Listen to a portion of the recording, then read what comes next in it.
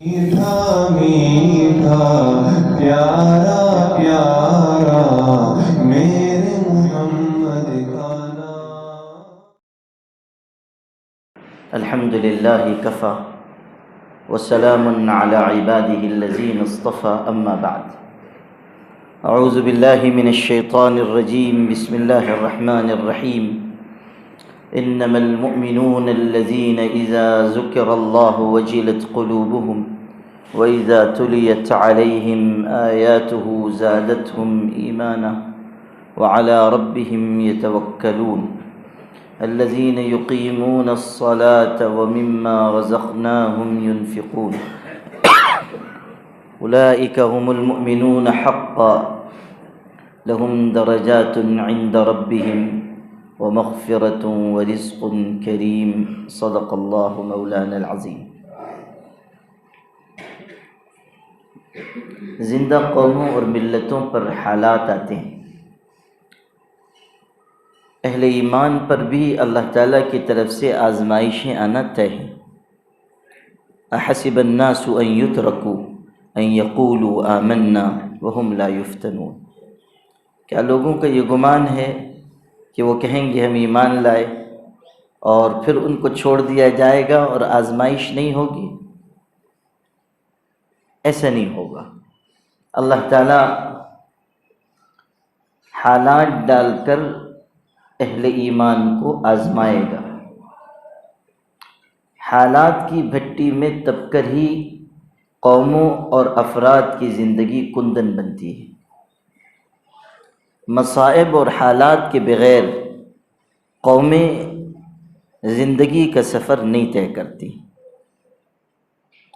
جب حالات اور مصائب اللہ تعالیٰ کی طرف سے آزمائش کے طور پر، امتحان کے طور پر آئیں، اس وقت یہ ذمہ داری ہے کہ ہم اپنے دین و ایمان پر استقامت کا مظاہرہ کریں۔ خوف کھا جانا، بزدلی اختیار کرنا، حالات کے آگے ہتھیار ڈال دینا، سپر انداز ہو جانا،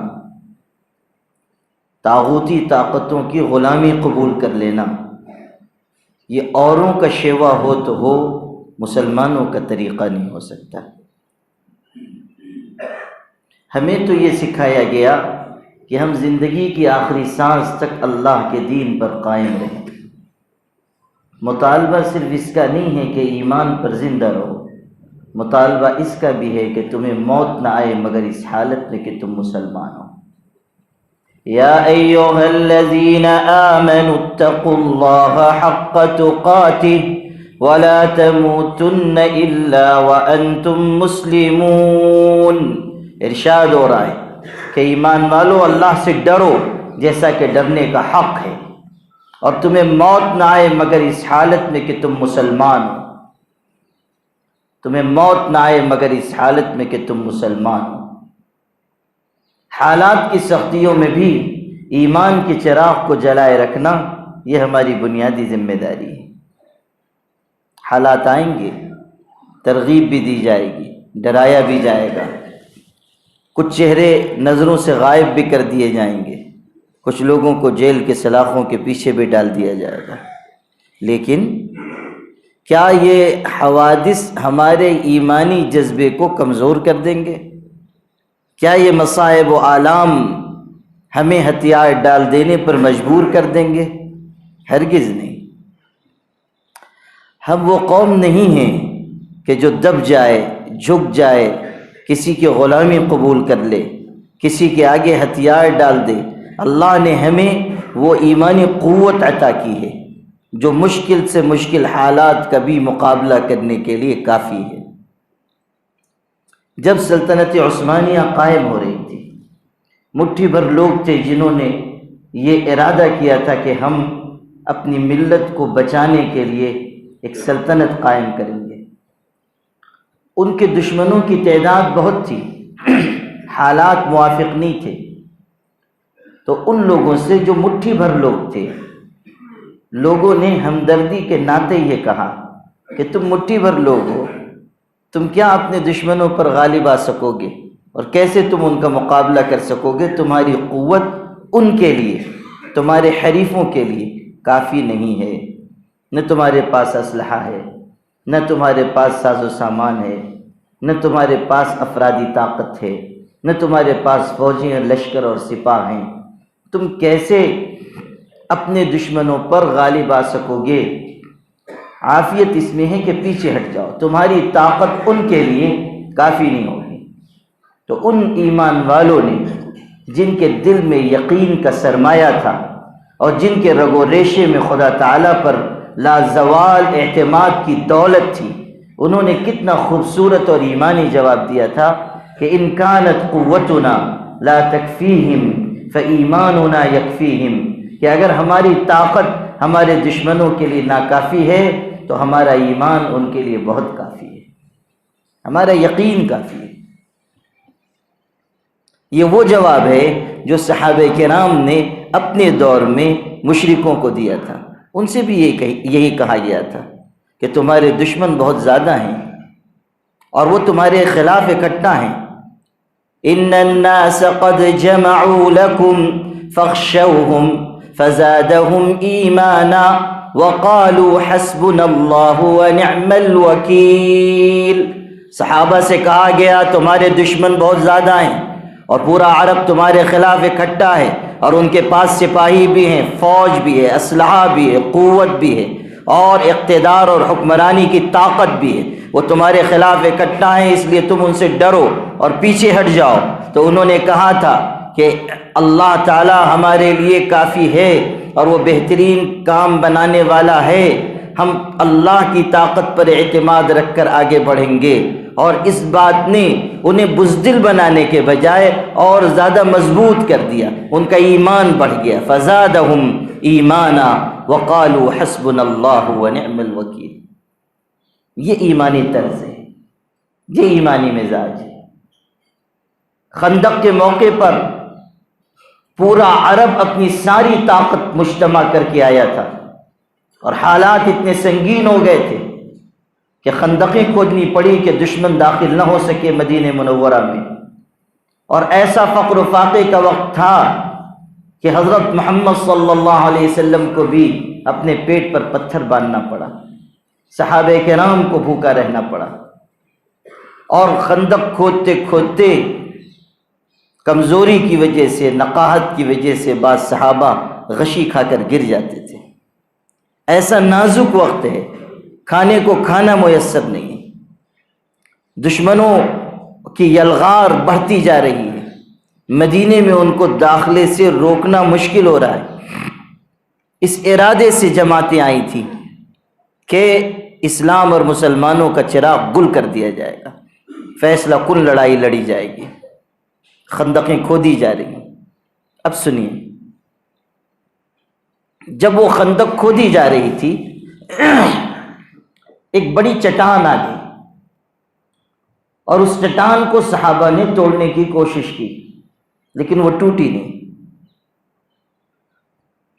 حضور صلی اللہ علیہ وسلم کو خبر دی گئی کہ ایک چٹان رکاوٹ بن گئی، آپ تشریف لائے۔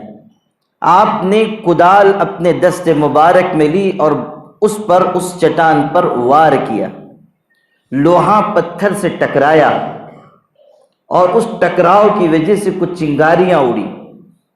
حضور صلی اللہ علیہ وسلم مسکرائے۔ ایسا سخت وقت ہے، بھوک کی شدت ہے، دشمنوں کا خوف ہے، حالات ناسازگار ہیں، مشکلات نے چاروں طرف سے گھیر رکھا ہے، مستقبل روشن نظر نہیں آ رہا ہے، اور حضور صلی اللہ علیہ وسلم اس مشکل کے وقت میں مسکرا رہے ہیں۔ صحابہ نے کہا اللہ کے رسول کیا بات پیش آئی کہ آپ مسکرائے؟ آپ نے فرمایا کہ ان چنگاریوں کی روشنی میں مجھے دکھایا گیا کہ شام اور بصرہ کے محل تمہارے لیے فتح کر دیے جائیں، اللہ تعالیٰ تم کو قوت عطا کرے گا۔ آپ غور کیجئے کہ اتنے مشکل وقت میں حضور صلی اللہ علیہ وسلم کا یقین و ایمان کس درجے کا ہے۔ آپ بتا رہے ہیں کہ حالات آج سخت ہیں، آج ہمیں خندق کھودنی پڑ رہی ہے دشمنوں کو روکنے کے لیے، لیکن ایک وقت آئے گا کہ جب ملکوں کی کنجیاں اور چابیاں تمہارے قدموں میں ڈال دی جائیں گی۔ آپ نے صحابہ سے کہا تھا ایک وقت آئے گا کہ تم روم اور ایران دو سپر پاور طاقتیں تھیں اس وقت، رومن امپائر تھا اور کسرا کی سلطنت تھی، دونوں سپر پاور طاقتیں تھیں، کوئی سوچ نہیں سکتا تھا کہ دونوں فتح ہوں گی، لیکن حضور نے فرمایا تھا کہ تمہارے ہاتھ پر ایران بھی فتح ہوگا اور روم بھی فتح ہوگا۔ اور آپ کا علم کا ذریعہ دیکھیے، آپ نے فرمایا تھا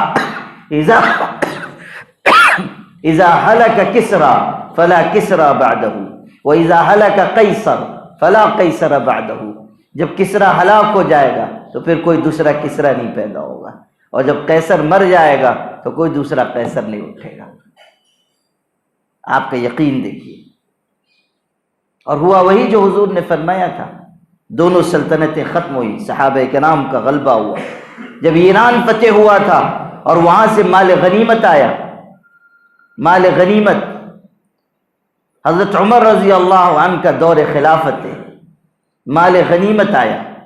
اس سے پہلے کا بھی یہ قصہ سن لیجئے، پھر یہ قصہ سناؤں گا۔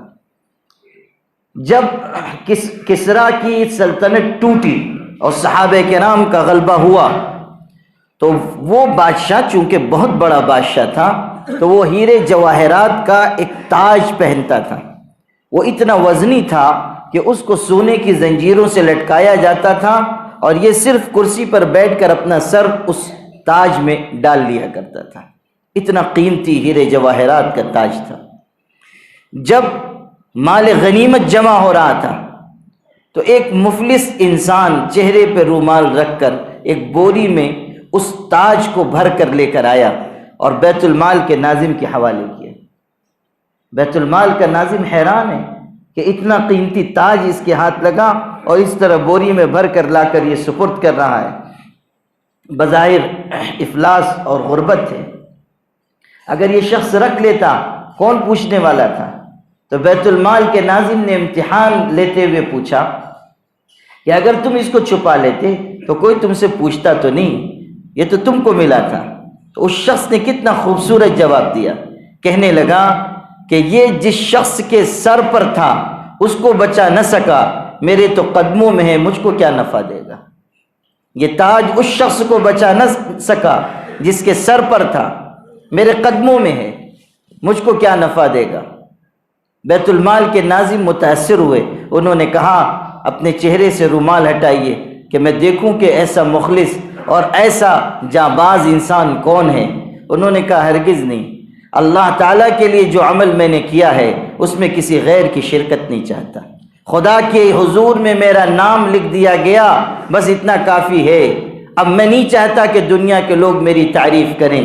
یہ وہ جذبہ ہے جس کی تشکیل قرآن نے اس طرح کی، قل ان صلاتي ونسكي ومحياي ومماتي لله رب العالمين لا شريك له وبذلك امرت وانا اول المسلمين۔ ارشاد ہوا کہ پیغمبر آپ کہہ دیجئے کہ میری نماز، میری قربانی، میرا جینا، میرا مرنا، میری تبلیغ، تنظیم، تدریس، جو بھی خدمت ہے وہ سب اللہ کے لیے ہے۔ دنیا کا انسان اسی وقت مخلص انسان کہلائے گا جب اس کی منزل مقصود خدا تعالیٰ کی رضا ہو۔ اگر وہ یہ چاہتا ہے کہ لوگ تعریف کریں، لوگ مال دیں، لوگ اچھا کہیں، لوگ مجھ کو بھلا خیال کریں، لوگ میری پارسائی اور میری تقوی و طہارت کے واقعات بیان کریں، تو یہ شخص ریاکار ہے۔ اور ایسے شخص کے بارے میں ارشاد ہے کہ من صلی یرائی فقد اشرک ومن صام یرائی فقد اشرک ومن تصدق یرائی فقد اشرک۔ بخاری میں ہے جو نماز پڑھتا ہے دکھاوے کے لیے، روزہ رکھتا ہے دکھاوے کے لیے، صدقہ خیرات کرتا ہے دکھاوے کے لیے، ایسا انسان شرک کرتا ہے۔ ہمیں تو یہ تعلیم ملی ہے کہ جو عمل کریں صرف اللہ کے لیے کریں۔ وَمَا أُمِرُوا إِلَّا لِيَعْبُدُوا اللَّهَ مُخْلِصِينَ لَهُ الدِّينَ۔ ہمیں تو یہ حکم ملا ہے کہ ہم اللہ کی عبادت کریں، دین کو اس کے لیے خالص کرتے ہیں، صرف اللہ کے لیے۔ یہ جذبہ نہ ہو کہ لوگ ہمیں اچھا کہیں۔ بہت سے لوگ نماز پڑھ رہے ہیں، ذکر کر رہے ہیں، تلاوت کر رہے ہیں، مگر جذبہ یہ ہوتا ہے کہ لوگ ہمیں اچھا سمجھیں۔ حکیم الامت مولانا اشرف علی تھانوی نے لکھا ہے کہ کوئی صاحب تھے، وہ سفر کرتے ہوئے کسی جگہ پہنچے، مسجد میں تھے، دیکھا کہ ایک صاحب بہت دیر سے نماز پڑھ رہے ہیں، نوافل پڑھ رہے ہیں، تو ان کو خیال ہوا کہ یہ کوئی بڑے نمازی آدمی ہے، تو کسی سے وہاں بیٹھے ہوئے تھے قریب میں مقامی، ان سے پوچھا کون صاحب ہے، تو انہوں نے تعارف کرانا شروع کیا، وہ آدمی تو نماز میں تھے، انہوں نے تعارف کرانا شروع کیا، ایسے ہیں ایسے ہیں ایسے ہیں، تعارف کرا کے چپ ہوئے۔ تو وہ جو شخص تھے نیت باندھے ہوئے نماز پڑھ رہے تھے، انہوں نے نیت توڑ دی اور تعارف کرانے والے سے کہا ارے میاں تم نے تو یہ بتایا نہیں کہ میں نے 6 مرتبہ حج بھی کیا ہے۔ یعنی جب تعارف ہو رہا تھا تو سارا کان ان کا ادھر ہی لگا ہوا تھا کہ ہماری شان و شوکت کیا بیان کی جا رہی ہے، کتاب المناقب میں کیا کیا لکھا جا رہا ہے۔ تو جب مکمل ہوا تعارف اور حج کا تذکرہ نہیں آیا تو انہوں نے کہا کہ تم نے تو یہ بتایا ہی نہیں کہ میں نے 6 مرتبہ حج بھی کیا ہے۔ لوگ تدبیروں سے اپنی نیکی کا اظہار کرتے ہیں، تدبیروں سے، ہے نا، کہیں گے کہ وہ جو آج میں تہجد کے لیے اٹھا تھا تو آسمان پہ ایک عجیب و غریب دمدار ستارہ نکلا ہوا تھا۔ اب یہ دمدار ستارے کا اظہار نہیں ہے، یہ اپنی تہجد گزاری کا اعلان ہے۔ یہ جو دمدار ستارے کے دم سے حضرت لٹکے ہوئے ہیں وہ اس لیے کہ دنیا یہ سمجھ لے کہ ہم تہجد گزار ہیں۔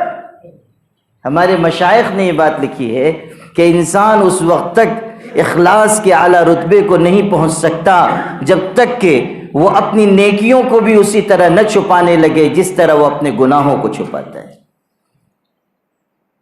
قیس ابن عمرو ابن قیس نام کے ایک بزرگ گزرے، ان کے بارے میں یہ بات ملتی ہے کہ انہوں نے 20 سال تک روزہ رکھا، متواتر 20 سال تک روزہ رکھا، اور اس شان اور اخفاء کے ساتھ روزہ رکھا کہ ان کے گھر کے لوگوں کو بھی پتہ نہیں چلا کہ یہ روزے دار ہے، گھر کے لوگوں کو، پڑوسیوں کو نہیں، گھر کے لوگوں کو۔ اور اس کی تدبیر انہوں نے یہ نکالی تھی کہ فجر سے پہلے، صبح صادق سے پہلے گھر والوں سے کہتے تھے کہ مجھ کو کچھ کھلا دو، فجر کے بعد مجھ کو دکان جانا ہے، دکان پہ رہتے تھے، تجارت کرتے تھے، مجھ کو دکان پہ جانا ہے، اس وقت کچھ کھا لیتے تھے سحری کی نیت سے، نماز پڑھی دکان پر چلے گئے، دن بھر دکان پر رہتے تھے، دوپہر کو گھر کے لوگ کھانا بنا کر بھیجتے تھے تو وہ کھانا فقیروں پر صدقہ کر دیتے تھے، اور شام تک روزے دار رہتے تھے۔ شام کو آتے تھے، مغرب کی نماز مسجد میں پڑھ کے گھر آتے تھے، کہتے تھے کہ کھانا کھلا دو، رات کا کھانا جس طرح معمولاً کھایا جاتا ہے اس طرح کھا لیتے تھے، گھر کے لوگوں کو بھی پتہ نہیں چلتا تھا کہ یہ روزے دار ہیں۔ اس شان سے 20 سال تک روزے دار رہے۔ آپ غور کیجئے کہ عبادت کا کیسا ذوق ہے، اپنے عمل کو چھپانے کا کیسا شوق ہے۔ وَمَا أُمِرُوا إِلَّا لِيَعْبُدُوا اللَّهَ مُخْلِصِينَ لَهُ الدِّينَ، حکم تو یہ ملا ہے کہ اللہ کے لیے عبادت کرو اور عبادت کو اللہ کے لیے خالص کرو۔ حضرت ابو موسیٰ اشعری سے حضور نے فرمایا یا ابا موسیٰ اخلص یکفک العمل القلیل، ابو موسیٰ اخلاص اختیار کر، تھوڑا عمل بھی تیرے لیے کافی ہو جائے گا، تھوڑا عمل بھی کافی ہو جائے گا۔ امام غزالی نے احیاء علوم الدین میں لکھا ہے کہ اخلاص کی وجہ سے عمل میں قوت آتی ہے اور ریاکاری کی وجہ سے عمل کمزور ہو جاتا ہے۔ اور واقعہ لکھا ہے کہ ایک عابد و زاہد انسان تھا، اس کی بستی میں ایک درخت کی پوجا شروع ہو گئی، اس کو بہت تکلیف ہوتی تھی۔ ایک دن کلہاڑی رکھ کے نکلا کہ درخت کاٹ دوں گا، میدان سے گزر رہا تھا کہ شیطان ملا انسانی شکل میں، اس نے کہا کہاں جا رہے ہو؟ کہا وہ اس کی پوجا کی جاتی ہے درخت کی، آج کاٹ دوں گا۔ شیطان نے کہا تم کو کیا لینا دینا، تم اپنی عبادت کرو۔ اس نے کہا نہیں، میرے ہوتے ہوئے شرک نہیں ہوگا۔ اس نے کہا میں نہیں جانے دوں گا، میں راستہ روکوں گا۔ کہا میں تم کو پچھاڑ کر چلا جاؤں گا۔ چنانچہ دونوں میں کشتی ہوئی اور عبادت گزار نے تھوڑی دیر میں شیطان کو پٹخ دیا اور اس کے سینے پہ سوار ہو گیا اور کلہاڑی اٹھائی کہ تجھ کو ختم کرتا ہوں۔ اس نے کہا رک جاؤ رک جاؤ، تم کو کیا لینا دینا، درخت کی پوجا ہو رہی ہے، تم یہاں سے واپس جاؤ۔ غریب آدمی ہو، روزانہ تمہارے تکیے کے نیچے سونے کی اشرفیاں نکلیں گی، وہ لے لیا کرو، گزر بسر کرو۔ اب یہ جو صاحب تھے عبادت گزار تو تھے لیکن پیسے کے معاملے میں پھسل گئے، اور بہت مرتبہ ایسا ہوتا ہے کہ اچھے خاصے عبادت گزار پیسوں کے معاملے میں پھسل جاتے ہیں۔ اسی لیے حضور اکرم صلی اللہ علیہ وسلم نے فرمایا تھا ان لکل امت فتنہ وفتنۃ امتی المال، ہر امت کا ایک فتنہ ہوتا ہے اور میری امت کا فتنہ مال ہے۔ اچھے خاصے عالم ہیں، سمجھ رہے ہیں کہ یہ غلط ہے، لیکن مال کی محبت میں لغزش کھا جاتے ہیں۔ اچھے خاصے سمجھدار ہیں، لیکن مال کی محبت میں غلط قدم اٹھا لیتے ہیں۔ مال کی محبت ہر خطا کی بنیاد ہے، مختلف گناہوں کی طرف یہ چیز لے کر چلی جاتی ہے۔ حب الدنیا رأس کل خطیہ، دنیا کی محبت ہر خطا کی جڑ اور بنیاد ہے۔ اس پہ ایک دلچسپ قصہ سن لیجئے۔ پرانے زمانے میں ایک صاحب تھے، بوڑھے ہو گئے تھے اور مختلف بیماریاں، ظاہر ہے کہ بڑھاپے میں مختلف بیماریاں تو لگ جاتی ہیں، تو ان کو بھی مختلف بیماریاں تھیں۔ انہوں نے سنا کہ فلاں حکیم صاحب بڑے حاذق حکیم ہیں، بڑے اچھے طبیب ہیں، تو سوچا چل کے علاج کرا لوں۔ مشتاق یوسفی بڑے ادیب گزرے ہیں اردو کے، انہوں نے ایک پرلطف جملہ لکھا ہے، وہ بھی سن لیجیے۔ انہوں نے لکھا ہے کہ کوئی صاحب تھے بوڑھے، وہ کسی ڈاکٹر سے علاج کرا رہے تھے، بہت دن ہو گئے علاج کراتے کراتے، تو انہوں نے ڈاکٹر صاحب سے ایک دن کہا کہ ڈاکٹر صاحب یہ بیماری کب ختم ہوگی، یہ بیماری کب جائے گی؟ تو ڈاکٹر صاحب بھی بڑے ماہر ڈاکٹر تھے، انہوں نے مسکرائے، فرمایا کہ بزرگ چچا، آپ کو یہ حقیقت سمجھ لینی چاہیے کہ بڑھاپے میں بیماری جو آتی ہے وہ جانے کے لیے نہیں آتی ہے، لے جانے کے لیے آتی ہے۔ جو بڑھاپے میں جو بیماری آتی ہے وہ جانے کے لیے نہیں آتی، وہ لے جانے کے لیے آتی ہے۔ تو یہ بڑے میاں پہنچے حکیم کے ہاں اور جا کے کہنے لگے حکیم صاحب آنکھوں سے کم دکھائی دیتا ہے، کوئی علاج بتائیے، نسخہ۔ حکیم صاحب بہت بڑے حکیم تھے، انہوں نے کہا کہ یہ آپ کے بڑھاپے کی وجہ سے، کوئی دوا نہیں بتائی، کہا آپ کے بڑھاپے کی وجہ سے۔ کہنے لگے کان سے اونچا سنائی دیتا ہے، آپ کے بڑھاپے کی وجہ سے۔ معدہ کمزور ہو گیا، آپ کے بڑھاپے کی وجہ سے۔ جو بیماری بتاتے تھے وہاں ایک متعین جواب، صیغہ واحد حاضر، آپ کا بڑھاپا۔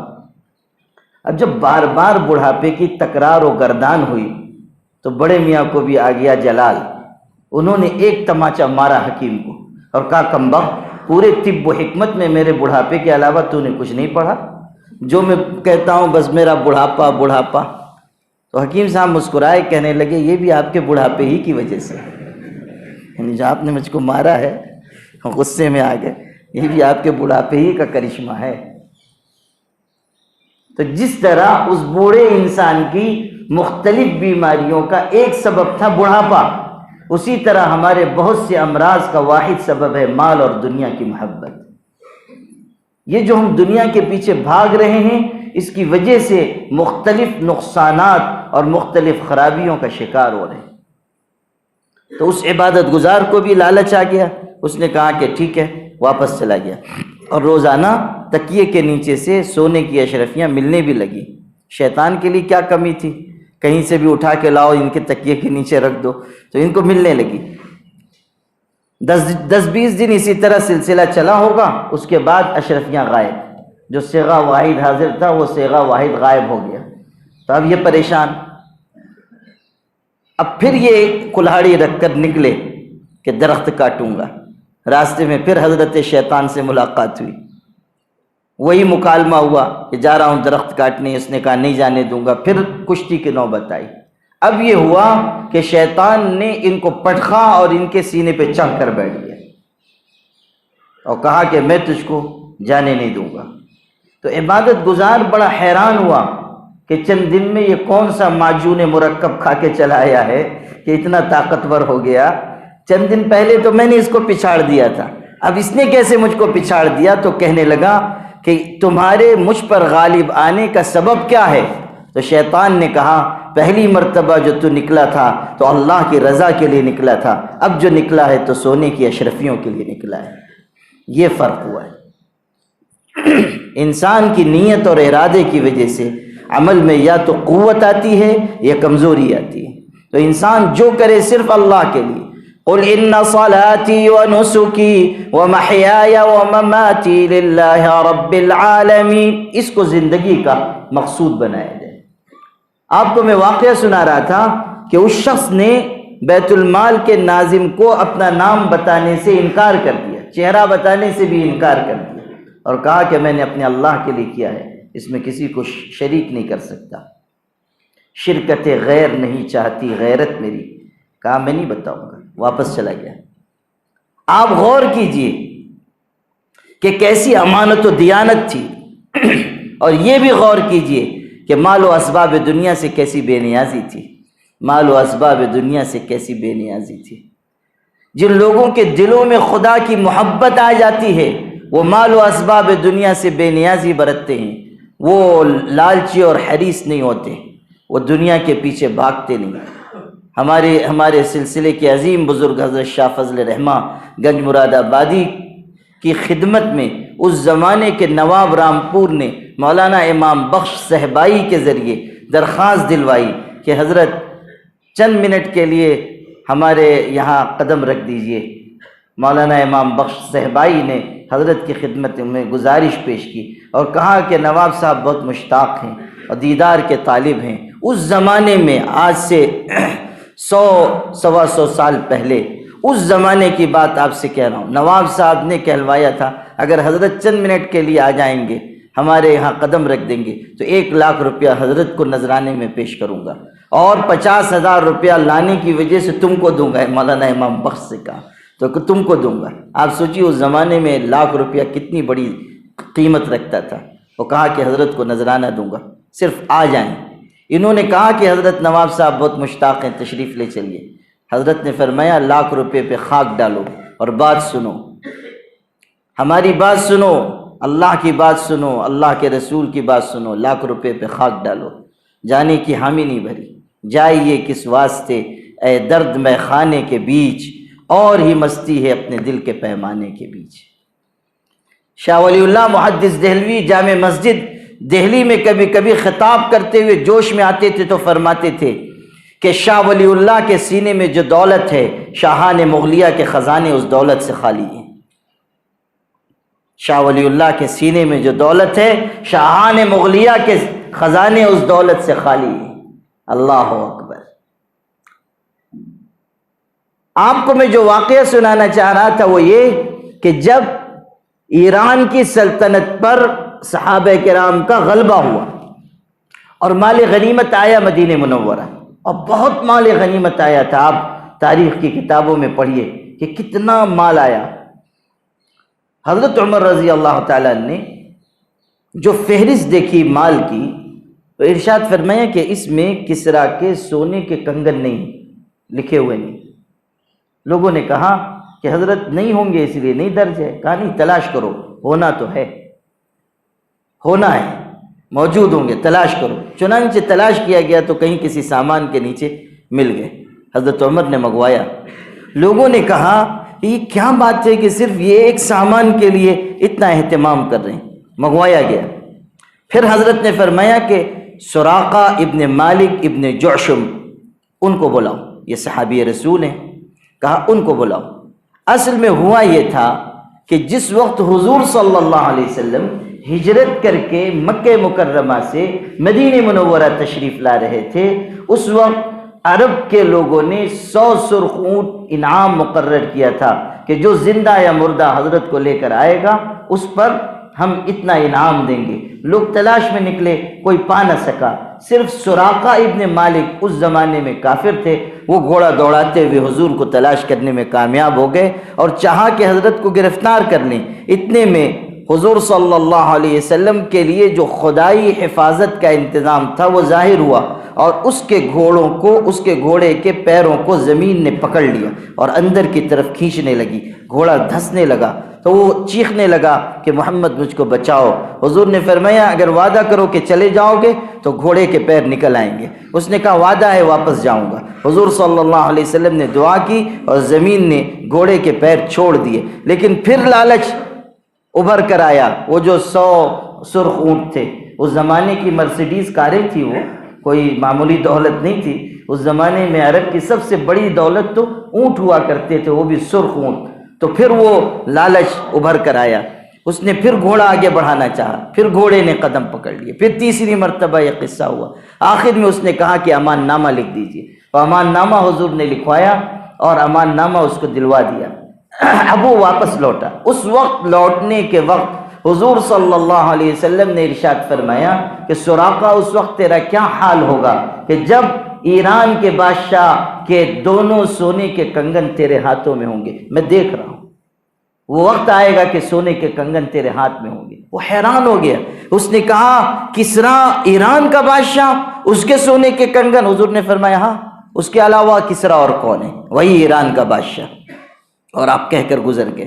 اب یہاں رک کر ایک حقیقت سمجھنے کی کوشش کیجئے کہ حضور صلی اللہ علیہ وسلم مکے سے نکلے ہیں، بے سر و سامان ہیں، آپ کو وطن چھوڑنا پڑا، آپ آنسوؤں کے ساتھ مکے سے نکلے ہیں۔ آپ جب مکے سے نکلے تو ایک ٹیلے پر آپ چڑھے تھے، پلٹ کر آپ نے مکہ مکرمہ کو دیکھا، خانہ کعبہ کو دیکھا اور رو پڑے۔ آپ کی یادیں وابستہ تھیں، آپ مکہ مکرمہ میں پیدا ہوئے تھے، آپ کا نکاح ہوا تھا، آپ کو نبوت وہیں ملی تھی، آپ کی اولادیں وہیں ہوئی تھی، آپ کے ماں باپ کا گھر وہیں تھا، آپ کے رفیق اور جانثار وہاں کے تھے، 53 سال کی زندگی وہاں گزری تھی اور وہاں اللہ کا پاک گھر تھا۔ اس کو چھوڑ کر جانا آسان بات نہیں تھا۔ کس دل کے ساتھ حضور نکلے ہوں گے، کس تڑپ کے ساتھ نکلے ہوں گے، دل میں کیا جذبات ہوں گے، کیا احساسات اس وقت رہے ہوں گے، ہم شاید اس کا تصور بھی نہ کر پائیں۔ حضور ایک ٹیلے پر چڑھے ہیں، پلٹ کر دیکھتے ہیں اور سیرت کی اکثر کتابوں میں ہے کہ حضور کی آنکھوں سے آنسو بہہ پڑے اور آپ نے مکہ مکرمہ کو خطاب کر کے کہا، الفاظ بھی دیکھیے کیسے درد بھرے الفاظ ہیں، کہا ما اطیبک من بلد واحبک الی ولولا ان قومی اخرجونی منکی ما سکنت غیرکی۔ اپنائیت کا اظہار، محبت کا اظہار، اپنے وطن سے الفت کا اظہار کر رہے ہیں کہ تو کتنا پیارا شہر ہے، تو مجھ کو کتنا محبوب ہے، کتنا پاکیزہ شہر ہے، اگر میری قوم مجھے تجھ سے نہ نکالتی تو میں تجھ کو چھوڑ کر دنیا میں کہیں آباد نہ ہوتا۔ یہ محبت کا اظہار کیا، اور اس حالت میں کہ آپ کی آنکھوں سے آنسو بہ رہے ہیں۔ پھر آپ ٹیلے سے نیچے اترے، آگے کی طرف بڑھے۔ بے بسی کا یہ عالم ہے کہ سیدنا ابوبکر صدیق کے علاوہ کوئی ساتھ میں نہیں ہے۔ جو سواری آپ نے لی تھی حضرت ابوبکر سے، وہ بھی آپ کے پاس ادا کرنے کے لیے رقم نہیں تھی، سواری کا انتظام نہیں تھا۔ حضرت ابوبکر نے کہا یوں ہی تحفے میں قبول کر لیجئے، حضرت نے منظور نہیں فرمایا۔ آپ چلے ہیں اور اپنا وطن چھوڑ کر جا رہے ہیں، حالات ناموافق ہیں، اسباب اور ہوائیں اور فضائیں ناخوشگوار ہیں، لیکن ان سب کے باوجود آپ کا یقین و ایمان، توکل و اعتماد علی اللہ دیکھیے، اللہ کے وعدوں پر یقین دیکھیے کہ سراقہ سے کہتے ہیں ایک وقت آئے گا کہ ایران کے سونے کے کنگن تیرے ہاتھ میں ہوں گے۔ حضرت تو کہہ کر بڑھ گئے، لیکن پھر جب حضرت عمر کے زمانے میں ایران فتح ہوا، حضرت عمر کو وہ بات یاد تھی، اس لیے کنگن تلاش کروائے اور سراقہ ابن مالک کو بلوایا، اور وہ دونوں سونے کے کنگن یہ کہہ کر کہ امت کے لیے کہ مردوں کے لیے سونا استعمال کرنا درست نہیں ہے، لیکن حضور کی بات پوری ہو، لاؤ میں تم کو تھوڑی دیر کے لیے پہنا دیتا ہوں۔ ان کو پہنایا اور پھر ان کی آنکھوں میں آنسو آ گئے اور فرمایا میں گواہی دیتا ہوں کہ میرے آقا اللہ کے سچے رسول تھے، میں گواہی دیتا ہوں کہ حضور اللہ کے سچے رسول تھے۔ آپ نے جو فرمایا وہ حرف بحرف پورا ہوا، آپ کی زبان مبارک سے جو نکلا وہ سوائے حق کے کچھ نہیں۔ عبداللہ ابن عمرو ابن العاص حضور کے صحابی ہیں، وہ حضور کے ارشادات لکھا کرتے تھے، ہر بات لکھ لیتے تھے۔ ایک دن کچھ لوگوں نے ان سے کہا کہ حضور بھی تو بشر ہیں، کبھی آپ ہنسی دل لگی کی کوئی بات کہتے ہیں تم سب لکھ لیتے ہو، ہر بات نہ لکھا کرو۔ انہوں نے حضور صلی اللہ علیہ وسلم سے کہا کچھ لوگ مجھ سے ایسا کہتے ہیں کہ ہر بات نہ لکھا کروں، کیا کروں؟ حضور نے فرمایا لکھ لیا کرو، اس لیے کہ ان دونوں ہونٹوں کے درمیان سے حق کے علاوہ کچھ نہیں نکلتا، جو بات نکلے گی وہ حق اور سچ ہوگی۔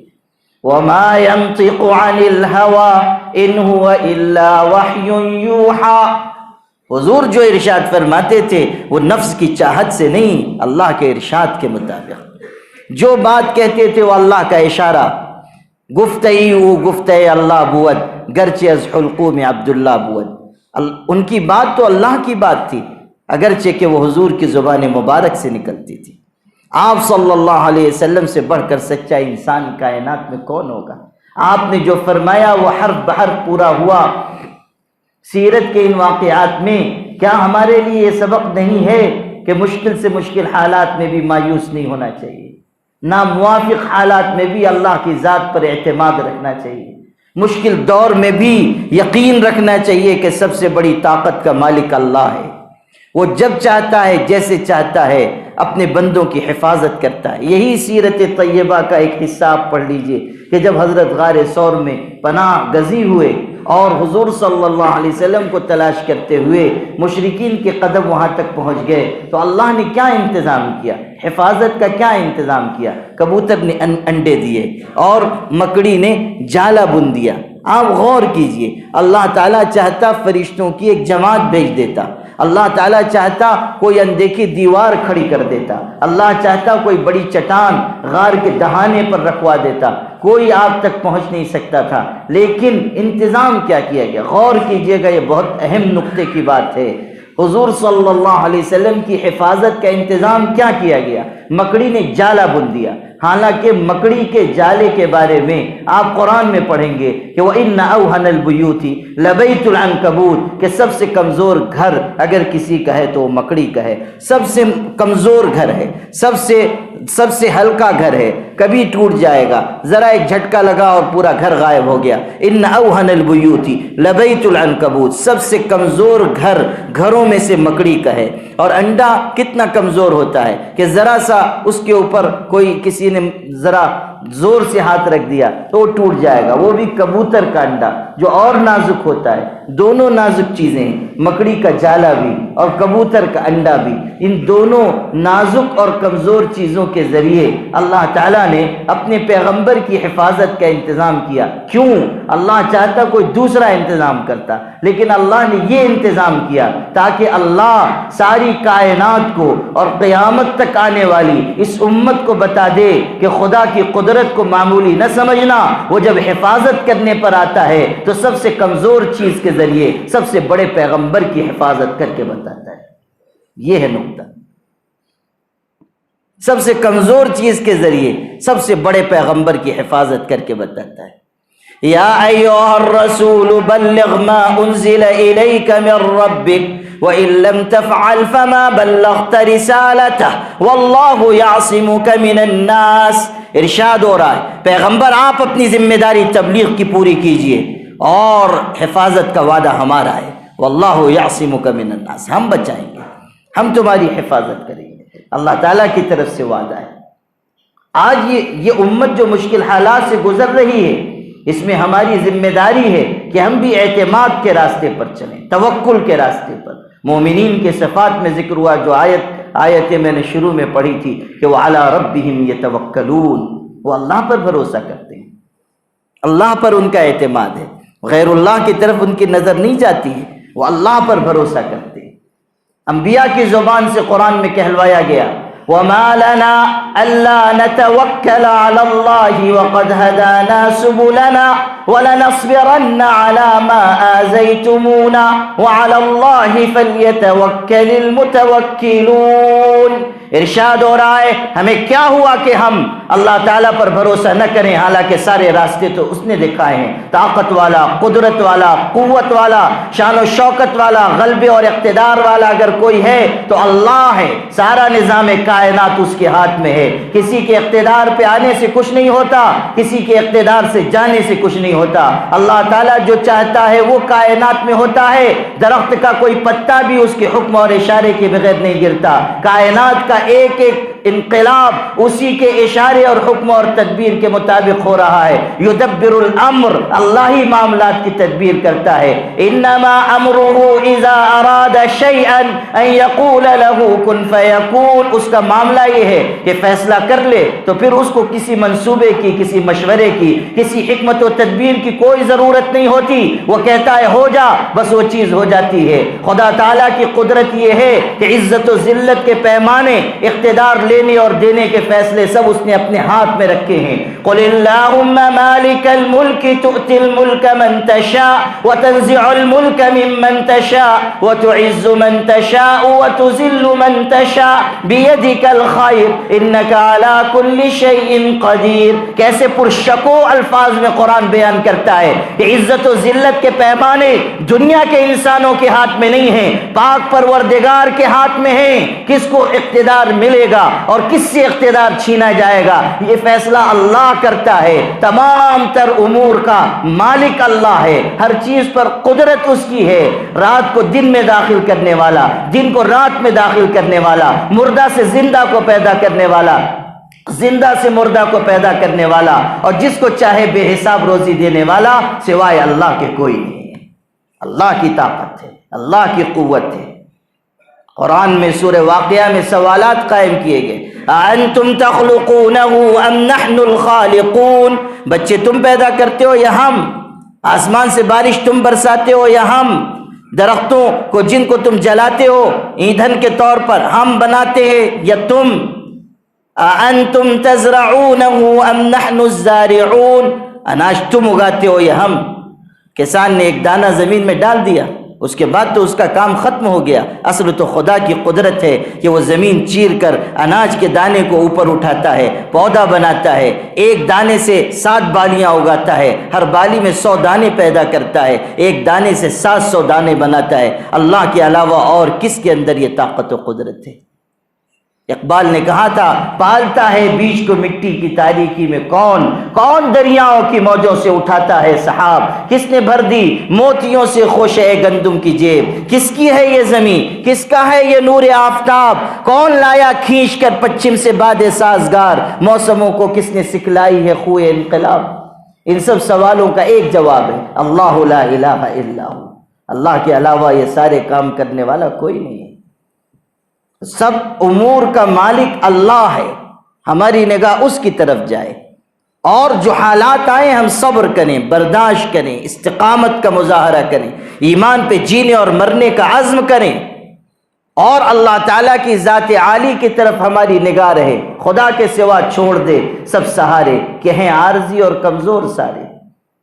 اس وقت جو ملک کے موجودہ حالات ہیں اس میں جہاں صبر کی، استقامت کی اور حالات سے مایوس نہ ہونے کی، حالات کا حکمت اور ہمت سے مقابلہ کرنے کی ضرورت ہے، وہیں دوسری طرف ہمیں اپنی صفوں کو متحد کرنے کی، اجتماعیت پیدا کرنے کی، ایک دوسرے سے جڑ کر رہنے کی ضرورت ہے۔ حضور صلی اللہ علیہ وسلم نے ایک عالمگیر اخوت قائم کی تمام مسلمانوں کے درمیان۔ ارشاد فرمایا، مثل المؤمنین فی توادہم وتراحمہم وتعاطفہم مثل الجسد، تمام دنیا کے مسلمان آپس میں ایک جسم کی طرح ہیں، آپس کا تعلق ان کا ایک جسم کی طرح کہو کہ اگر پیر کے تلوے میں کانٹا چبھے گا پورا جسم اس کی تکلیف کو محسوس کرے گا۔ ہمیں ایک جسم کی طرح ہونا چاہیے، ہمیں ایثار و قربانی کے راستے پر چلنا چاہیے۔ کہیں کسی علاقے میں، ملک کے کسی گوشے میں کسی ایک مسلمان کی بھی جان لی جائے ہمیں اس کی کسک محسوس کرنی چاہیے، ہمارے اندر تڑپ آنی چاہیے۔ اگر ہم صرف نماز پڑھ رہے ہیں، صرف روزے رکھ رہے ہیں، صرف تلاوت کر رہے ہیں اور ہم سمجھ رہے ہیں کہ ہم نے اپنی ذمہ داری پوری کر دی اور اخوت ایمانی ہمارے اندر نہیں ہے، اجتماعیت کا جذبہ نہیں ہے، ملی شعور نہیں ہے، تحریکی بیداری نہیں ہے، اگر ہم میں سب کو ساتھ لے کر چلنے کا جذبہ نہیں ہے، اگر ہمارے اندر اپنے دوسرے مسلمان بھائیوں پر ہونے والے مظالم کا درد نہیں پیدا ہوتا تو یقین مانیے ہمارا ایمان مکمل نہیں، ہمارا ایمان معتبر نہیں۔ حضور صلی اللہ علیہ وسلم نے فرمایا، لا یؤمن احدکم حتی یحب لاخیہ ما یحب لنفسہ، تم میں سے کوئی شخص اس وقت تک کامل ایمان والا نہیں ہو سکتا جب تک کہ وہ اپنے بھائی کے لیے وہی پسند نہ کرے جو اپنے لیے پسند کرتا ہے۔ آج کتنے مسلمان ہیں جو تکلیف میں ہیں، ہم ان کے لیے کیا کر پا رہے ہیں؟ کتنے مسلمان ہیں جو 2 وقت کی روٹی کے محتاج ہیں، ہم ان کے لیے کیا کر پا رہے ہیں؟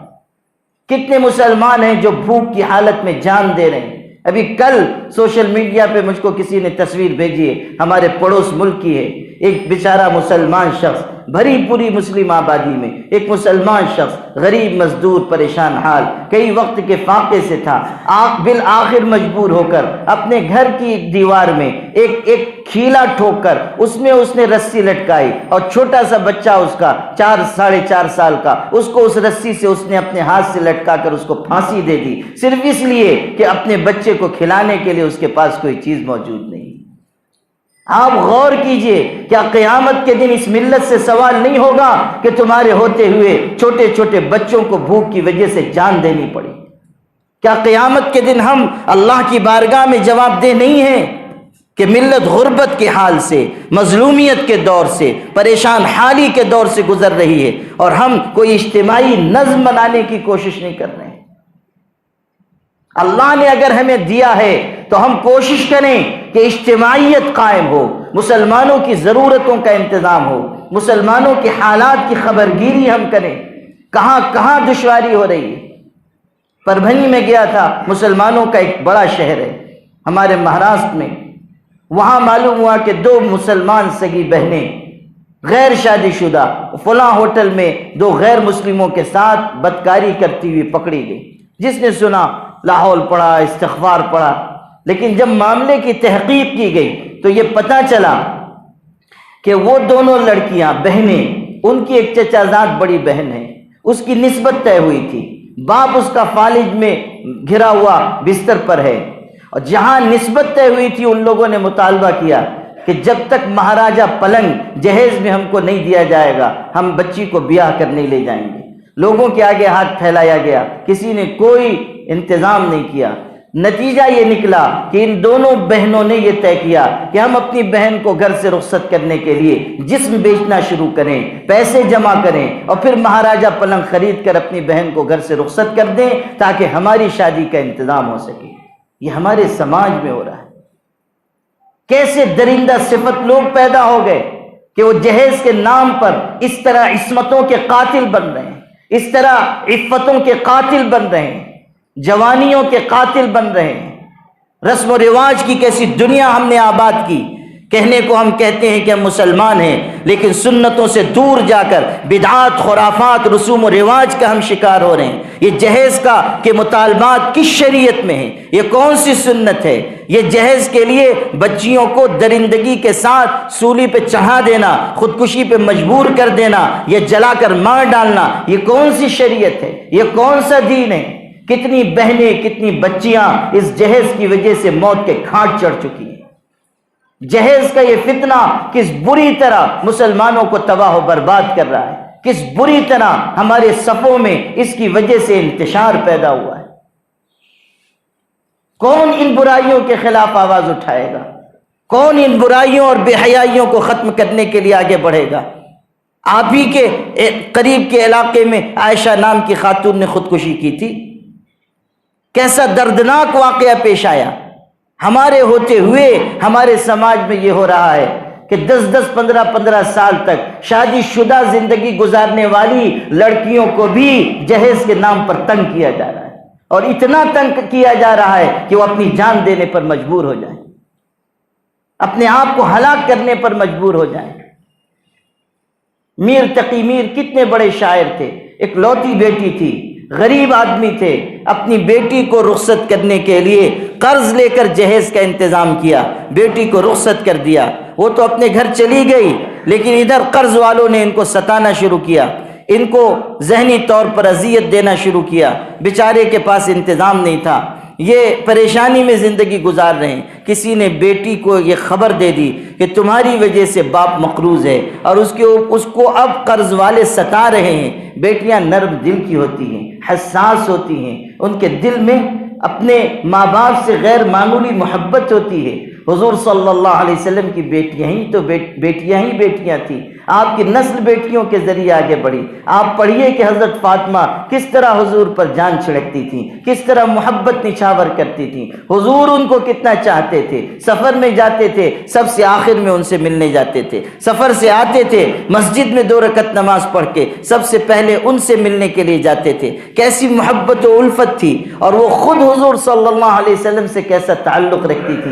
جب آپ آخری بیماری میں تھے، بیماری زیادہ شدید ہو گئی حضرت فاطمہ کو خبر ملی کہ ابو جان کی حالت خراب ہو رہی ہے، وہ آئیں، گھر کے دروازے پہ دستک دی، دروازہ بند تھا۔ حضرت عائشہ نے پوچھا من بالباب، دروازے پہ کون ہے؟ حضور صلی اللہ علیہ وسلم کی حالت نازک ہے، آپ نقاہت اور کمزوری کی وجہ سے لیٹے ہوئے ہیں، لیکن محبت دیکھیے کہ آپ نے فرمایا عائشہ دروازہ کھول دو، دستک دینے کا انداز تو میری فاطمہ کا ہے۔ محبت دیکھیے، تعلق دیکھیے۔ آپ نے ایک موقع پر فرمایا تھا کہ فاطمہ تو میری جگر کا ٹکڑا ہے، محبت کا اظہار کیا۔ اور کتنی روایتیں ہیں حضور صلی اللہ علیہ وسلم کی الفت و محبت کی گواہ، اور خود ان کی محبت کی گواہ۔ آپ نے آخر وقت میں ان سے کچھ کہا، اسی موقع پر جب وہ آئی تھیں اور وہ رونے لگیں، پھر تھوڑی دیر کے بعد کچھ کہا، وہ مسکرا اٹھیں۔ بعد میں حضرت عائشہ نے پوچھا تھا وصال کے بعد کہ حضرت نے کیا کہا تھا، انہوں نے پہلے تو بتانا نہ چاہا، پھر جب اظہار کیا تو کہا کہ حضرت نے مجھ کو قریب کر کے کہا کہ بیٹی اب دنیا سے رخصت ہونے کا وقت قریب ہے، اب مجھ کو دیکھ لو، دنیا میں شاید اب ملاقات نہ ہو، چمن کو دیکھ لے جی بھر کے بلبل، مبادا پھر بہار آئے نہ آئے، بس اب رخصت ہونے کا وقت ہے۔ اس پر میں رو پڑی، لیکن پھر حضور نے مجھ کو قریب کیا اور فرمایا مگر بیٹی تجھ کو مبارک ہو کہ میرے خاندان میں میرے بعد سب سے پہلے تم دنیا سے رخصت ہوگی، تمہاری وفات ہوگی۔ حضرت فاطمہ عین جوانی میں دنیا سے گئی ہیں، اور آپ غور کیجئے کہ والد سے محبت کا کیسا اونچا معیار ہے کہ اپنی موت کی خبر سن کر ہنس رہی ہیں صرف اس وجہ سے کہ میں اپنے ابو سے جا کر مل جاؤں۔ محبت تو دیکھیے، صرف اس وجہ سے مسکرائیں کہ مجھ کو میرے والد کے بعد زیادہ دیر دنیا میں نہیں رہنا ہے، میں اپنے والد سے جا کر مل جاؤں۔ غور کیجئے کہ کیسی محبت ہے۔ بیٹیاں حساس ہوتی ہیں، نازک دل کی ہوتی ہیں، ماں باپ پر محبت نچھاور کرتی ہیں۔ بیٹے ایک دفعہ سو بھی جائیں گے مگر بیٹیاں انتظار میں ہوتی ہیں کہ ابو آئیں گے، کھانا گرم کر کے دے دوں گی، دن بھر کے تھکے ہوئے آ رہے ہیں، سر میں تیل ڈال دوں گی۔ کیسی محبت کے ان کے جذبات ہوتے ہیں، کیسی انسیت کے جذبات ہوتے ہیں۔ بھاگ بھاگ کر اپنی سسرال سے آتی ہیں کہ ابو کو دیکھ لوں، امی سے ملاقات کر لوں۔ یہ ان کی محبت ہے جو اللہ نے ان کے دلوں میں ڈالی ہے۔ حضرت شعیب کی دو بیٹیوں کا قرآن میں تذکرہ ہے، تو میر تقی میر کی وہ بچی جو روانہ ہو کر رخصت ہو کر گئی تھی، اس کو معلوم ہوا کہ میرے والد پریشان ہیں اور قرض والے ستا رہے ہیں، تو اس کو بڑا صدمہ ہوا، بیچاری اندر ہی اندر صدمے کی وجہ سے گھلنے لگی کہ میرے والد میری وجہ سے مقروض ہوئے، میرے والد کو میری وجہ سے اذیت ہو رہی ہے، اندر ہی اندر گھلنے لگی، صدمہ بڑھنے لگا، یہاں تک کہ بیمار ہو گئی۔ بیماری بھی بڑھتی گئی، لوگوں نے بیماری سمجھا لیکن اصلاً تو صدمہ اندر سے کھائے جا رہا تھا۔ کچھ دن بیماری کے گزرے، اس اللہ کی بندی کا انتقال ہو گیا، اسی بیماری میں فوت ہو گئی۔ اب آپ غور کیجئے کہ بیٹی کو لباس عروسی میں رخصت کیا تھا باپ نے، اب اسی کا جنازہ کفن میں لپٹی ہوئی لاش واپس آ رہی ہے۔ ایک باپ کے لیے کیسا نازک وقت ہے۔ میر تقی میر گھر سے نکلے، اپنی بیٹی کا جنازہ دیکھا، کفن الٹ کر اس کا منہ دیکھا، اس کے بعد کیسا پردرد شعر کہا ہے۔ یہ اس المیہ کو بتاتا ہے جو آج ہمارے سماج کا سلگتا ہوا ناسور ہے۔ اس نے اس وقت یہ پردرد شعر کہا تھا کہ اب آیا ہے خیال اے آرام جاں اس نامرادی میں، اب آیا ہے خیال اے آرام جاں اس نامرادی میں، کفن دینا تجھے بھولے تھے ہم اسباب شادی میں۔ یعنی ایک چیز باقی رہ گئی تھی جو ہم تجھ کو تیرے جہیز میں نہ دے سکے، کفن دینا تجھے بھولے تھے ہم اسباب شادی میں۔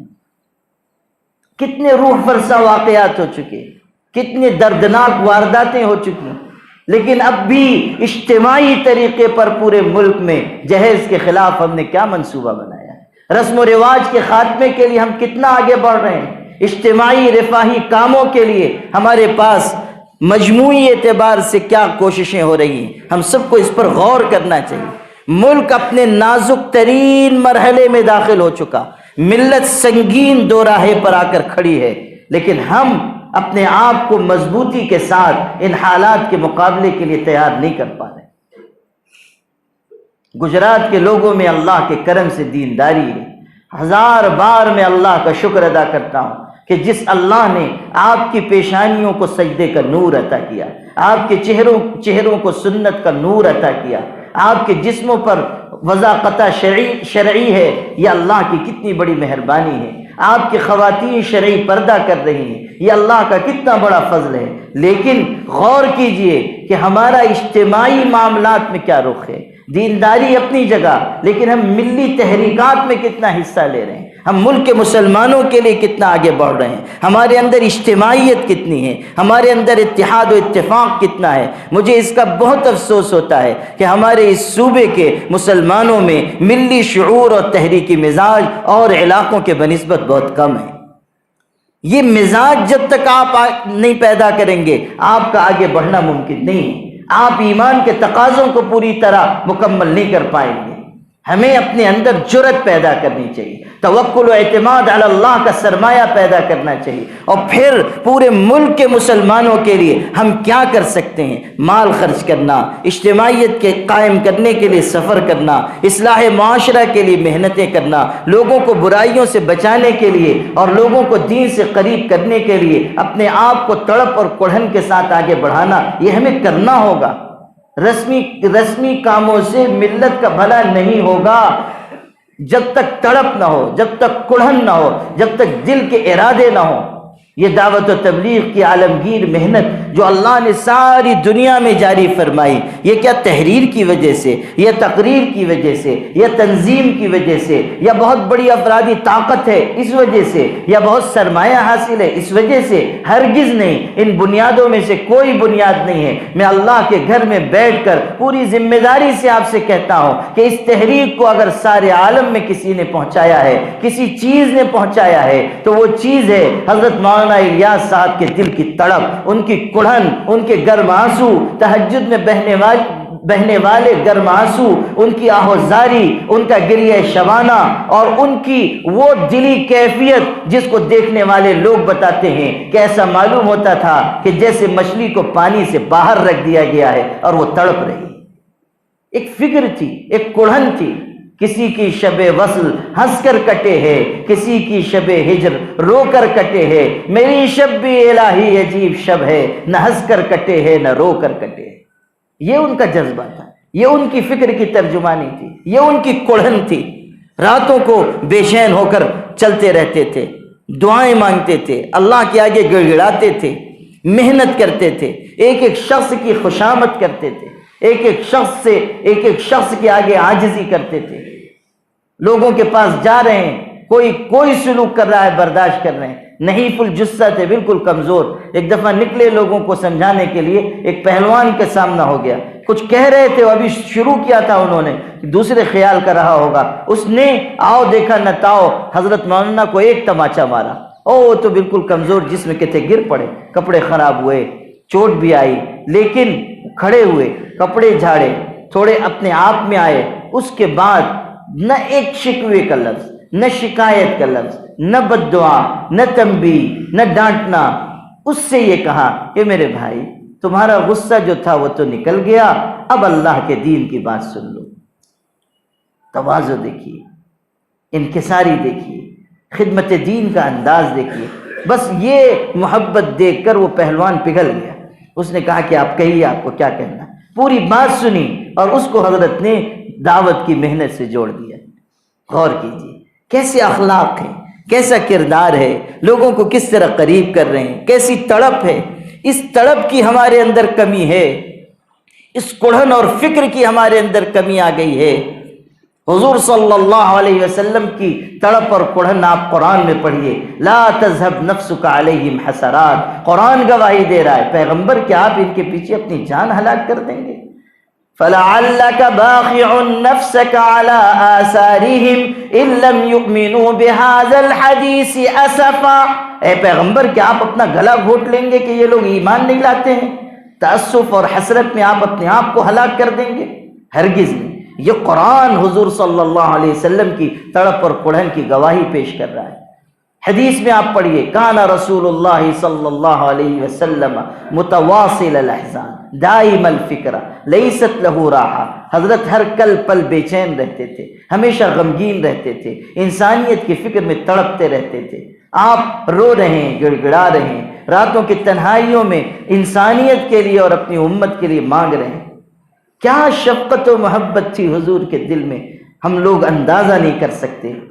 حضرت عائشہ سے ایک مرتبہ خوش ہوئے، کوئی بات ہوئی، خوش ہو گئے، حضرت عائشہ سے کہا کہ مانگو کیا مانگنا ہے۔ حضرت عائشہ نے کہا اللہ کے رسول میری مغفرت کی دعا کر دیجیے، میری مغفرت کی دعا کر دیجیے۔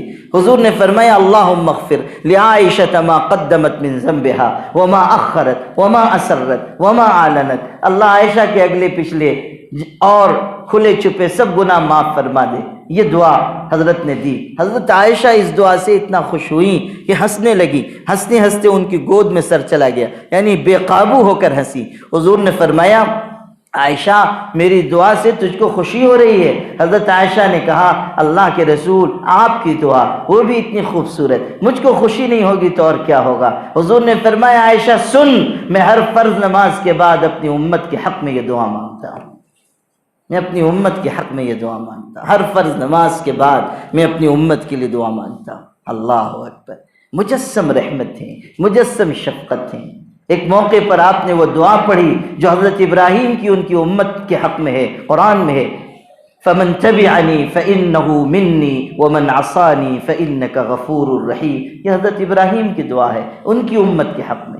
پھر حضرت عیسیٰ کی دعا ہے ان کی امت کے حق میں، ان تعذبہم فإنہم عبادک وإن تغفر لہم فإنک انت العزیز الحکیم۔ اللہ اگر تو ان کو عذاب دے گا تیرے بندے ہی تو ہیں، اور اگر تو معاف کر دے گا تو تو زبردست ہے، حکمت والا ہے۔ یہ دونوں دعائیں حضرت نے اپنی زبان مبارک سے ادا فرمائیں۔ اس کے بعد دعا کے لیے ہاتھ اٹھائے اور فرمایا امتی امتی، اللہ میری امت پر رحم کر، میری امت پر رحم کر، اور بس رو پڑے، اور اتنا روئے کہ داڑھی مبارک آنسوؤں سے تر ہو گئی، آنسو زمین پر گرنے لگے، اتنا روئے اپنی امت کے لیے۔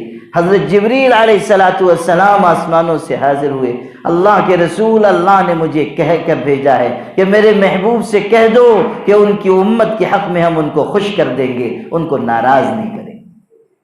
یہ تعلق تھا حضور صلی اللہ علیہ وسلم کو۔ آج انہی کا لایا ہوا دین مٹ رہا ہے، انہی کی لائی ہوئی شریعت کو برباد کیا جا رہا ہے، انہی کی امت پریشان حالی سے گزر رہی ہے۔ ابھی آپ نے نہیں دیکھا تریپورہ میں کیا ہوا؟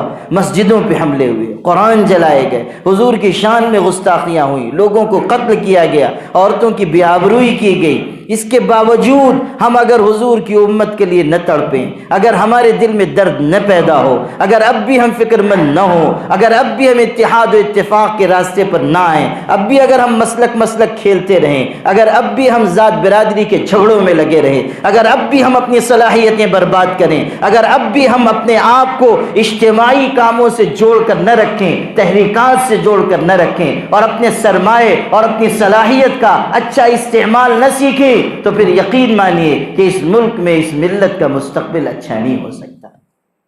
صاف سن لیجئے، کرنے کا جو کام ہے وہ دینداری اور پرہیزگاری کے ساتھ اجتماعیت کا قائم کرنا، جان و مال کا صحیح استعمال کرنا، اپنی فکروں اور محنتوں کو ایک سمت دینا، ایک رخ دینا اور اس پر جم جانا۔ حضور صلی اللہ علیہ وسلم سے کہا گیا فاستقم کما امر، جم جائیے جیسا حکم دیا گیا ہے۔ ہم سے بھی یہی مطالبہ ہے کہ ہم بھی جم جائیں اللہ کے دین پر، اور اللہ کے دین اور اس کے بندوں بندیوں کی خدمت کے لیے آگے آئیں، جو ہو سکتا ہے کریں، جو ہم کر سکیں گے کر کے دنیا سے چلے جائیں۔ اللہ ہماری تھوڑی سی کوشش پر بھی انشاءاللہ ہمیں بھی نجات دے گا اور ملت کو بھی اللہ تعالیٰ آگے بڑھائے گا۔ ہم تھوڑی بھی محنت کریں گے اللہ حالات کو تبدیل کر دے گا۔ اللہ کے لیے کچھ مشکل نہیں ہے۔ یہ مت سمجھیے کہ لوگ آ گئے اقتدار میں تو اب جانے والے نہیں ہیں، ان سے بڑے بڑے آئے اور گئے۔ اللہ تعالیٰ جب چاہتا ہے حالات کو بدل دیتا ہے، اور اللہ کا وعدہ ہے کہ وہ نور ایمانی کو پورا کر کے رہے گا۔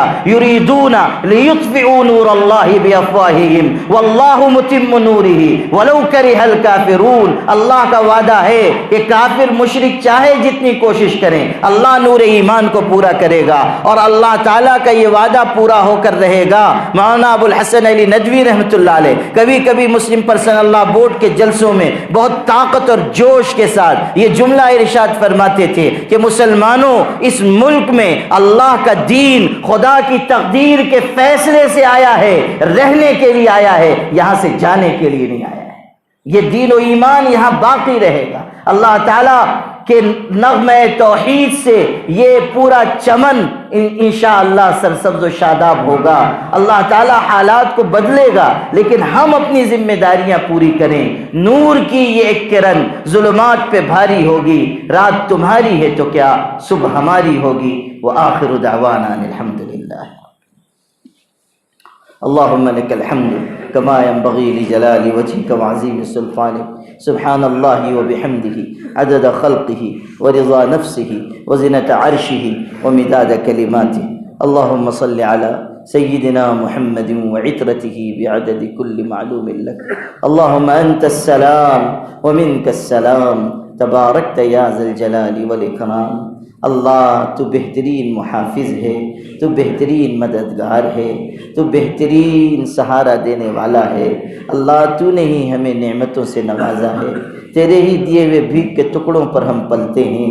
جو ملا ہے تیرے در سے ملا ہے، آئندہ جو کچھ ملے گا تیرے در سے ملے گا۔ اللہ تو نے ہمیں انسان بنایا، اللہ تو نے صاحب ایمان بنایا، اللہ تو نے قرآن کی نعمت اور امانت دی، تو نے اپنے حبیب حضرت محمد صلی اللہ علیہ وسلم کی امت میں پیدا فرمایا۔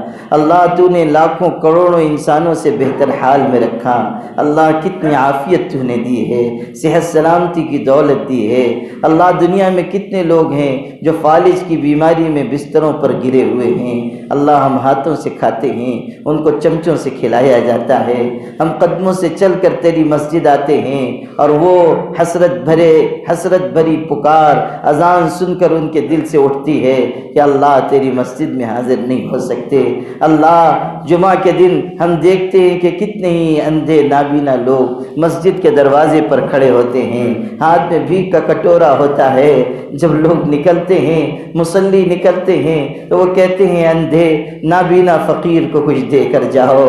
اللہ اگر تو نے گناہوں پر ہمیں پکڑا ہوتا تو ہمیں اندھا فقیر بنا دیا ہوتا، ہمارے ہاتھ میں بھی بھیک کا کٹورا ہوتا، ہم بھی کہیں خیرات مانگ رہے ہوتے، ہم بھی کہیں دست سوال دراز کر رہے ہوتے۔ مگر اللہ تو کتنا پیارا ہے، اللہ تو کتنا محبت کرنے والا ہے، اللہ تو کتنی مہلت دینے والا ہے۔ تو نے آج تک ہمیں مہلت ہی مہلت دی ہے۔ اے کریم، جب تو نے اتنی نعمت عطا کی، اتنی مہلت دی، تو ایک کرم اور کر دے، ہم سب کے گناہوں کو معاف فرما۔ اللہ معاف فرما، اللہ معاف فرما، اللہ معاف فرما۔ اللہ توبہ قبول فرما، ہمیں استقامت و ہدایت عطا فرما، خشیت و انابت عطا فرما، توفیق عمل عطا فرما، سعادت عطا فرما، تیری محبت عطا فرما، تیرے پاک رسول کی محبت عطا فرما، پاک قرآن کی محبت عطا فرما۔ اللہ پاکیزگی اور حیا عطا فرما، عفت و طہارت عطا فرما۔ اللہ لا زوال یقین ہم سب کو نصیب فرما، اعتماد و توکل کا جوہر عطا فرما۔ اللہ تیرے آگے کثرت سجدہ نصیب فرما، راتوں کے آخری پہر اٹھ کر رونے والوں میں شامل فرما۔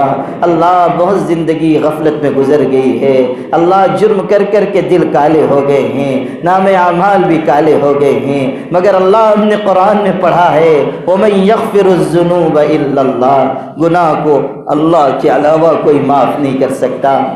اللہ تیری بارگاہ میں حاضر ہیں، معافی مانگنے آئے ہیں، ہم سب کو معافی عطا فرما، معافی عطا فرما، ہماری مغفرت فرما، ہمارے ماں باپ کی مغفرت فرما، ہمارے ماں باپ کی مغفرت فرما۔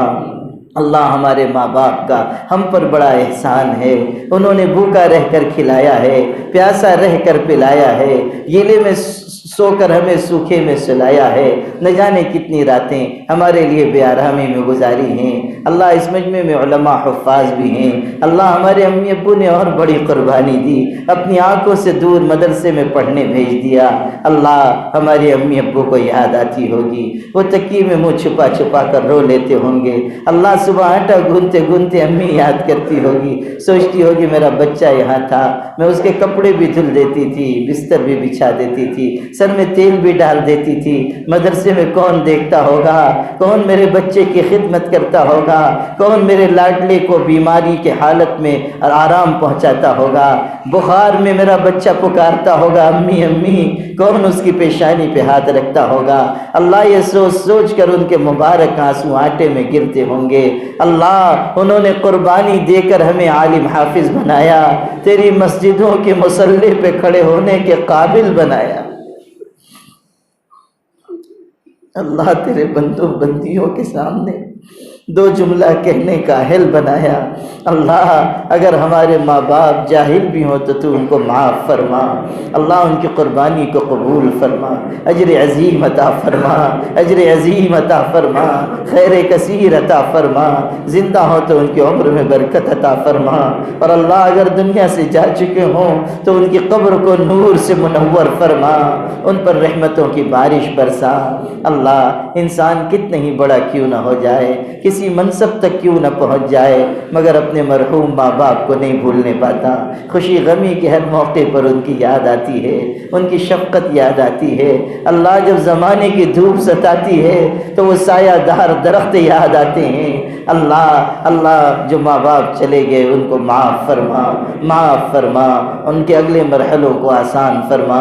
اللہ امت بہت پریشان ہے، اللہ مصیبت میں ہے، مظلومیت کے دور سے گزر رہی ہے، حالات ناموافق ہیں۔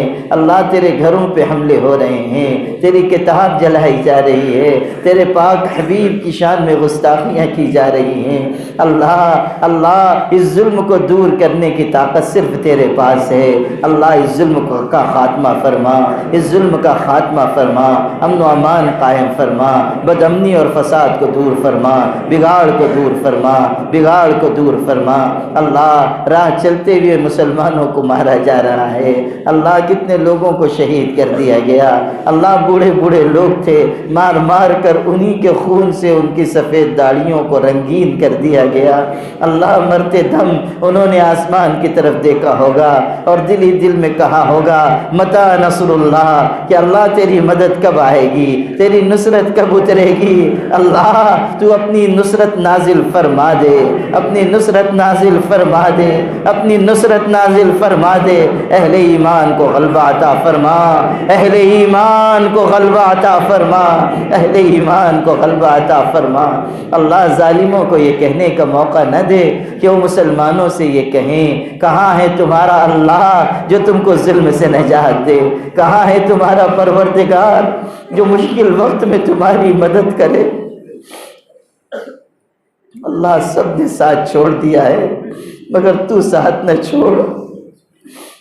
اللہ تعالیٰ اس مشکل وقت میں اس پوری ملت کی حفاظت فرما، بچے بچے کی حفاظت فرما، عورتوں کی حفاظت فرما، اپنے گھروں کی حفاظت فرما۔ اللہ ہم میں اجتماعیت پیدا فرما، اتحاد پیدا فرما، اتفاق پیدا فرما، دلوں کو جوڑ دے، باری تعالیٰ دلوں کو جوڑ دے، باری تعالیٰ دلوں کو جوڑ دے۔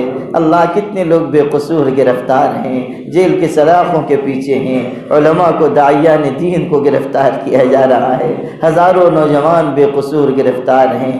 اللہ ان کو پھینک دیا گیا ہے جیل خانوں میں، کوئی پوچھنے والا نہیں ہے۔ اللہ عید کے دن ہمارے گھروں میں تو خوشیاں ہوتی ہیں، اللہ لوگ عیدی دیتے ہیں لیتے ہیں، مگر اللہ جن گھروں کے بچے بے قصور گرفتار ہیں ان گھروں میں عید کے دن بھی ماتم ہوتا ہے۔ چھوٹے چھوٹے بچے اپنی ماں کا دامن پکڑتے ہیں کہ امی سب ہمارے ساتھی ان کے والد کے ساتھ ان کے ابو کے ساتھ عیدگاہ جا رہے ہیں، انگلی پکڑ کر جا رہے ہیں، ہمارے ابو کہاں ہیں، ہم بھی انگلی پکڑ کر جائیں گے، سب کو عیدی مل رہی ہے، ہمیں ہمارے ابو عیدی کب دیں گے۔ اللہ چاند رات کو وہ بیویاں جن کے شوہر جیل کے سلاخوں کے پیچھے ہیں تکیے میں منہ چھپا چھپا کر روتی ہیں کہ ہم پر کون محبت نچھاور کرے گا، کون ہمیں خوشیاں عطا کرے گا۔ اللہ بوڑھے بوڑھے ماں باپ انتظار میں ہیں، اللہ بوڑھے بوڑھے ماں باپ انتظار میں ہیں کہ بچے لوٹ کر آئیں گے۔ خدا بندہ اس ظلم کا خاتمہ فرما اور اس ملک میں امن و امان قائم فرما، اس ملک میں امن و امان قائم فرما۔ اللہ تعالیٰ راحت کے فیصلے فرما، عزت اور غلبے کے فیصلے فرما۔ اے کریم ہم سب کو ایمان اور یقین عطا فرما، اچھے عمل کی توفیق عطا فرما، علم نافع عطا فرما، عمل صالح عطا فرما، اخلاص کامل عطا فرما، خشیت عطا فرما۔ اللہ حضور پاک صلی اللہ علیہ وسلم سے والہانہ تعلق عطا فرما۔ اللہ انہوں نے کتنی قربانی دی ہے، کتنی مشقت جھیلی ہے، کتنے دکھ اٹھائے ہیں۔ اللہ ان کے راستے میں کانٹے بچھائے گئے، اللہ ان پر کچرا پھینکا گیا، بھرے بڑے بازار میں ان کو جھوٹا کہا گیا، گھر کے لوگ پیچھے سے پتھر مارتے تھے اور کہتے تھے لا تسمعوا لهذا الرجل فإنه كذاب، یہ جھوٹا انسان ہے، اس کی بات نہ سننا۔ اللہ، حضور کا دل کتنا ٹوٹتا ہوگا۔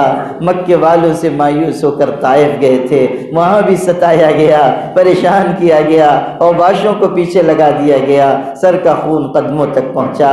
اللہ، پریشان ہو کر حضرت نے انگور کے باغ میں پناہ لی تھی، دیوار سے ٹیک لگائے تھے اور ٹیک لگا کر بیٹھے تھے اور دعا کے لیے ہاتھ اٹھائے تھے۔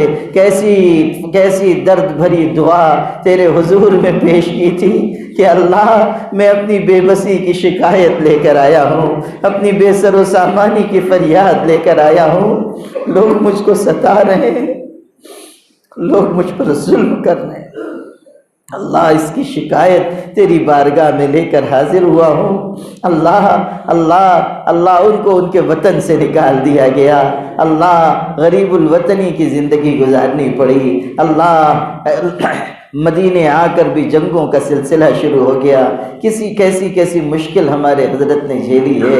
اللہ اللہ، ہم تو خوب پیٹ بھر بھر کر کھا لیتے ہیں، آرام دہ بستروں پہ سو جاتے ہیں، ان کے گھر میں 2-3 مہینے تک چولہا بھی نہیں جلتا تھا، پانی کھجور پر گزر بسر ہوتی تھی اور ٹاٹ پر آرام کرتے تھے تو پشت مبارک پر نشانات ابھر آتے تھے۔ اللہ ان کی قربانیوں کو قبول فرما اور انہی کی مبارک نسبت پر ہم سب کی مغفرت فرما۔ اللہ ان کی سنتوں پر عمل کی توفیق عطا فرما۔ اللہ حضور پاک صلی اللہ علیہ وسلم کی اس دنیا میں زیارت عطا فرما، آخرت میں شفاعت عطا فرما، جنت میں معیت و رفاقت عطا فرما، ان کے دامن سے لپٹنا نصیب فرما، ان کے قدموں سے چمٹنا نصیب فرما۔ اللہ ہم سب کو عافیت والی زندگی عطا فرما، خوشگوار پربہار زندگی عطا فرما، ہماری آل و اولاد کو دین پر استقامت عطا فرما۔ اللہ اس پورے مجمع کو قبول فرما، سب کی مغفرت فرما، سب کو کشادہ روزی عطا فرما۔ اللہ اس بستی پر اپنی خاص خیر و برکت نازل فرما، یہاں رہنے والوں کو عافیت عطا فرما۔ اللہ آل و اولاد کو دین پر استقامت عطا فرما۔ ارتداد کا جو فتنہ امت میں پھیل رہا ہے